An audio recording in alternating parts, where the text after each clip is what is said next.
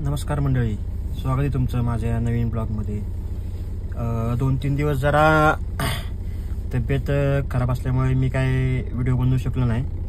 त्यामुळे आज सलग 4 दिवसानंतर मी व्हिडिओ बनवतोय, त्यामुळे नाराज नका हो।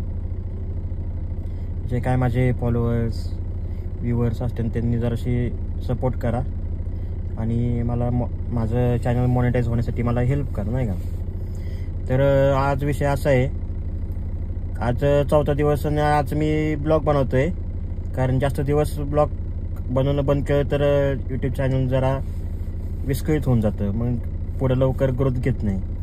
तर आज चॅनल बनवायचं कारण असं आहे की आपला जो मागचा विषय होता कारीचे चिले देशमुखांचा वाडा, त्या वाड्याबद्दल आपण जरा माहिती काढणार होतो, पण मागच्या वेळेस वाडा बंद असल्यामुळे आपण काय त्याबद्दल माहिती घेऊ शकलो नाही। तर आज परत आपण चाललो आहे त्या जो मागच्या वेळेस जो व्हिडिओ केला होता त्याचा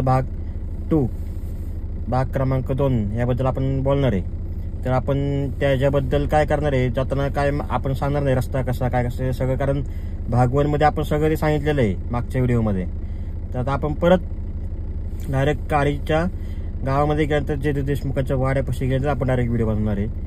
तरी तुम्ही मला सपोर्ट करा, सबस्क्राईब करा, व्ह्यू वाढवा, लाईक करा, कमेंट करा, शेअर पण करा। शेअर महत्त्वाचे आहेत, कारण शेअर केल्यावर सगळं बाकीचं वाढतं आपोआप, त्यामुळे तुम्ही तेवढं करा।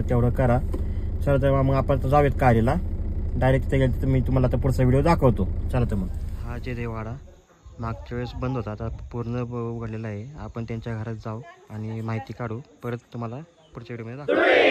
3, 2, 1 आदिलशहाचं फरमान आलेलं आहे कान्होजी यांना, त्यांनी आदिलशहा आणि शिवाजींचा पडशा पाडावा अशी फरमान पाठवलं होतं कान्होजी यांना। ते फरमान कान्होजी यांनी डोरकावून लावलं होतं अशी ती माहिती, असं ते हे फरमान आहे। अशा प्रकारे त्यांचा फोटो इथं स्वराज्याचं रक्षण करण्यासाठी पान उचललं होतं। हे त्यांची टोपी वगैरे, त्यांची पोरं स्वराज्याच्या स्वाधीन जे त्यांची 5 पोरं अर्पण केली होती त्यांनी त्यांचं स्वराज्यासाठी वाढावं म्हणून। हे स्वतः त्यांचेच वंशज आहेत सगळे पूर्वीचे। आणि त्या वाड्यामध्ये बैठक व्यवस्था आहे, हे अशी बैठक व्यवस्था, हे जुने फोटो आहेत सगळे, हे जे त्यांचा फोटो आहे देशमुखांचा। आणि असे प्रकारे फ्रेम बिम आहेत, त्यांचे फोटो आहेत। हे बघा, हा जुना फोटो आहे, हा त्यांचा फोटो आहे सरदार कान्होजी ते।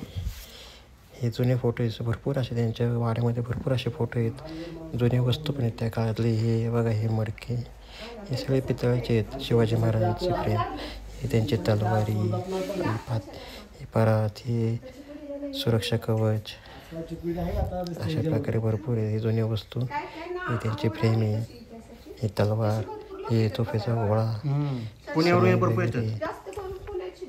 आणि त्या वाड्यामध्ये ते मंदिर पण देवाचं बघा आहे, पुढं दाखवतो तुम्हाला।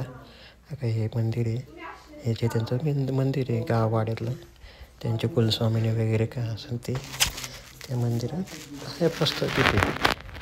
अशा प्रकारे इथं आहे, मस्त असं प्रसिद्ध वाडा आहे, चांगली अशी जागा आहे, मस्त असं वाडा आहे। त्या काळापासून चालत आलेली परंपरा आहे, मस्त अशी परंपरा आहे। आतमध्ये महादेवाची पिंड ते पण तुम्हाला दाखवतो, चला दाखवतो। हे बघा, ही पिंडच आहे इथं, त्या काळापासून पिंड आहे एकदम जुनी। ती पिंड इतकी भारी आहे ना, तुम्ही समोरासमोर बघितलं तर असं तुम्हाला मन प्रसन्न वाटेल। तुम्ही या नक्की मित्रांनो वाड्याला। हा बघा, हे पितळाची पण त्या काळातली भारी होती ती पिंड। यांचा वाडा अशा प्रकारे माहिती, आणि अशा प्रकारे बांधकाम बिनकाम एकदम चांगले केलेले आहे त्या काळात। चौकट, ही एंट्री,